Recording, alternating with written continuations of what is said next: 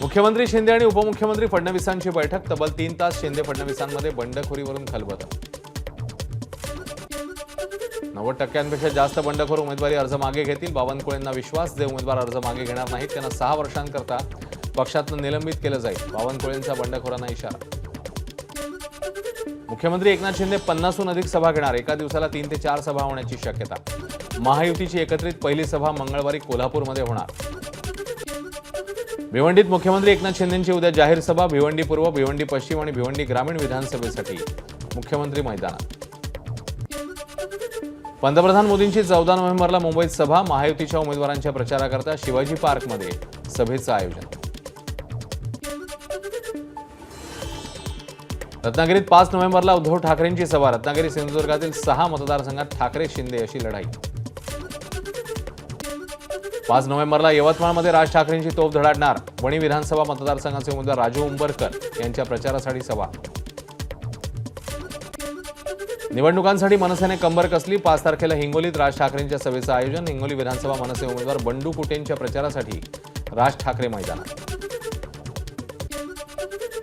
लोकसभेला शरद पवारांना खुश केलं, आता मला खुश करा. अजित पवारांचं बारामतीकरांना आवाहन. साहेब त्यांच्या पद्धतीने विकास करतील, मी माझ्या पद्धतीने करेन. अजित पवारांचं गावभेट दौऱ्यादरम्यान वक्तव्य. मी युतीचा उमेदवार नाही, मी राष्ट्रवादी काँग्रेस पक्षाचा उमेदवार. मला जितकं दाबण्याचा प्रयत्न कराल तेवढी माझी ताकद वाढते. शिवसेनेने उमेदवार दिला तरी मीच निवडून येणार. नवाब मलिकांना विश्वास. मानखुर्द शिवाजीनगर मतदारसंघातून नवाब मलिक मोठ्या मतांनी निवडून येतील. भुजबळांकडून विश्वास व्यक्त. महायुतीत विरोध असताना अजित पवार गटाकडून नवाब मलिकांना उमेदवारी. भाजप अमित ठाकरेंचा प्रचार करणार. अमित ठाकरे आमचा मुलगा, त्याला आम्ही निवडून आणू. प्रसाद लाड यांची प्रतिक्रिया. तर सरवणकर माघार घेतील. प्रसाद लाड यांच्याकडून विश्वास व्यक्त. बारामतीमध्ये अजित पवारांच्या गावांना भेटी. दादांच्या दौऱ्यादरम्यान अनेक कार्यकर्त्यांची राष्ट्रवादीत प्रवेश करण्याची इच्छा. मात्र भाजपच्या कार्यकर्त्यांना प्रवेश देण्यास अजित पवारांचा नकार. कळवा मुंब्र्यातील शरद पवार पक्षाच्या पदाधिकाऱ्यांचा राष्ट्रवादी अजित पवार पक्षात प्रवेश. हिंदी भाषिक सेलच्या पदाधिकाऱ्यांचा प्रवेश. ऐन निवडणुकीच्या तोंडावर जितेंद्र आव्हाडांना मोठा धक्का. फडणवीसांनी आपल्या वडिलांचा मतदारसंघ चोरला. नागपूर दक्षिण पश्चिम मतदारसंघाचे काँग्रेसचे उमेदवार प्रफुल्ल गुडधेंची टीका. फडणवीसांनी भीती दाखवून शिंदे, अजित पवार, अशोक चव्हाणांना स्वतःच्या बाजूने केल्याचा गुडधेंचा आरोप. ज्यांना गद्दार म्हटलं ते मुख्यमंत्री झाले. उल्हासनगरच्या भाजप जिल्हाध्यक्षांचं वादग्रस्त वक्तव्य. यावरून आता सेना भाजपमध्ये वाद होण्याची शक्यता. बेलापूरच्या भाजपच्या उमेदवार मंदा म्हात्रे फडणवीसांच्या सागर बंगल्यावर दिवाळीच्या शुभेच्छा देण्यासाठी भेट झाल्याची माहिती. भाजपचे बंडखोर उमेदवार विजयराज शिंदेंनी स्वीकारलं संजय गायकवाडांचं आव्हान. माहितीचे अधिकृत उमेदवार असलेल्या गायकवाडांपेक्षा एक मत जास्त घेतलं नाही तर पुढची विधानसभा लढणार नाही, शिंदेंचं वक्तव्य. शिंदखेडा विधानसभा मतदारसंघात अजित पवार पक्षाचे ज्ञानेश्वर भामरे यांचा मवियाला पाठिंबा. या मतदारसंघात भाजपचे आमदार जयकुमार रावल आणि मवियाचे संदीप बेडसे रिंगणात. उस्मानाबादमधील ठाकरे पक्षाचे उमेदवार कैलास गाडगे यांच्या प्रचाराला सुरुवात. मूळगाव देवधानोरामध्ये फोडला प्रचाराचा नारळ. उस्मानाबादमध्ये शिंदे गट विरुद्ध ठाकरे गट अशी लढाई. माजी मंत्री बबनराव घोलप यांची लेकीला नोटीस. तनुजा घोलप यांनी माहेरचं नाव न लावता सासरचं नाव लावण्याची नोटीस. तनुजा घोलप देवळालीतील अपक्ष उमेदवार. कारंजा विधानसभा मतदारसंघात प्रहारचे उमेदवार महेश चव्हाणांची नागपूर खंडपीठात धाव. उमेदवारी अर्ज बाद झाल्यानं नागपूर खंडपीठात धाव घेतल्याची माहिती. 11 नोव्हेंबरला होणार सुनावणी. चंद्रपूरमध्ये उमेदवारी जाहीर होऊनही मनसे उमेदवारांनी अर्ज न भरल्यानं चर्चा. स्वतः राज ठाकरेंनी जिल्हाप्रमुख मनदीप रोडे यांना उमेदवारी दिल्यामुळे केली होती उमेदवारी जाहीर. वडगाव शहरीचे महाविकास आघाडीचे उमेदवार बापू पठारेंनी केला प्रचाराचा शुभारंभ. वडगाव शहरीत बापू पठारे विरुद्ध सुनील टिंगरे अशी लढाई लढणार. यवतमाळच्या पुसद मतदारसंघातून ययाती नायकांची माघार. धाकटे बंधू इंद्रनील नायकांविरुद्धचा उमेदवारी अर्ज घेणार मागे. मात्र कारंजामधनं समनक जनता पार्टीकडनं निवडणूक लढणार. नागपूर जिल्ह्यातील ठाकरे गटाचे जिल्हाप्रमुख देवेंद्र गोडबोलेंचा राजीनामा. गोडबोलेंकडून बंडखोरी करत कामठी विधानसभा मतदारसंघाकडून अपक्ष दाखल केलाय अर्ज. पालघरचे माजी आमदार अमित घोडा 48 तासानंतरही नॉट रिचेबल. ऐनवेळी उमेदवारी न मिळाल्याने जिजाऊ संघटनेचा पाठिंबा घेत भरलाय उमेदवारी अर्ज. त्यानंतर मात्र अमित घोडा नॉट रिचेबल. प्रकाश आंबेडकरांना रुग्णालयातून डिस्चार्ज. डॉक्टरांच्या सल्ल्यानंतर वेलनेस सेंटरमध्ये उपचार.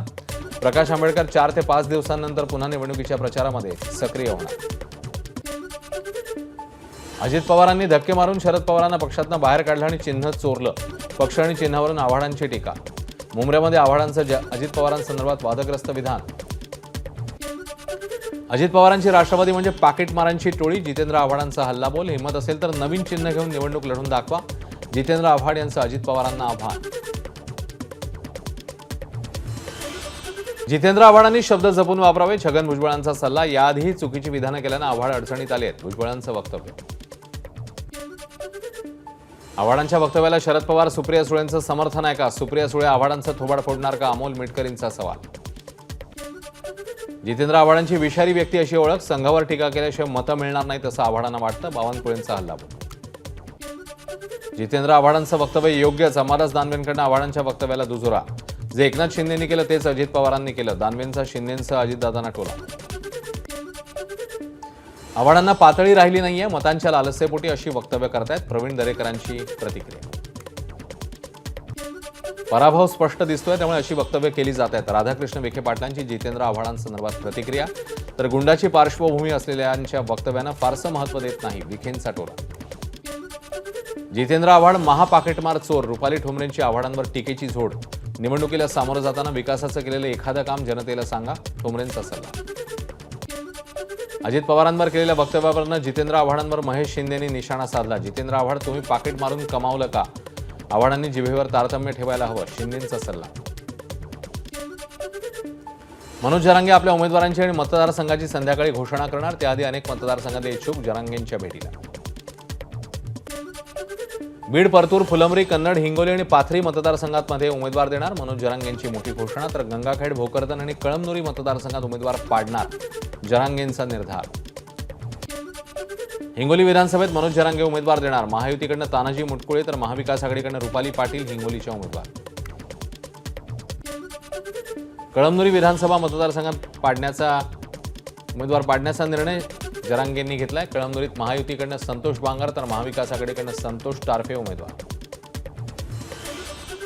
ज्याने त्रास दिला त्याला पाडून बदला घ्यायचा. जालना जिल्ह्यात काहींना पाडायचंय. मनोज जरांगेंचा निर्णय. बीड मतदारसंघातनं लढवणार. तर गेवराई आणि आष्टीबाबत चर्चा करून निर्णय घेण्याची भूमिका. मराठा उमेदवारांकडून जरांगेंना शपथपत्र. पाठिंबा देतील तोच उमेदवार कायम राहील. इतर उमेदवार अर्ज पाठीमागे घेणार असल्याची शपथपत्रात माहिती. मराठा समाजातील सर्व इच्छुक उमेदवारांकडून प्रतिज्ञापत्रावर स्वाक्षरी. जरांगे बारामतीला मॅनेज झाले आहेत. ओबीसी नेते लक्ष्मण हाकेंचा गंभीर आरोप. मनोज जरांगे तुतारीची सुपारी की सुपारी घेऊन तुतारी वाजवणार आहेत. हाकेंचा जरांगेंबाबत शरद पवार पक्षाकडे संकेत.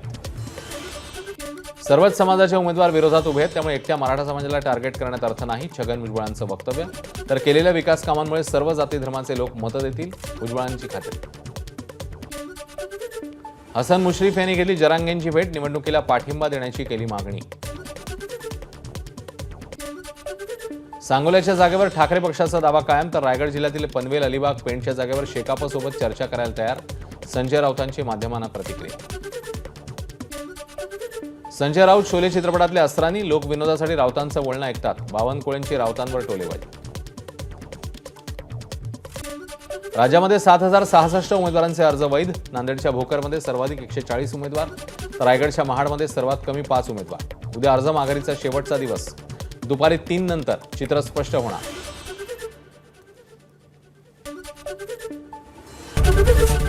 एबीपी माझा, उघडा डोळे बघा नीट.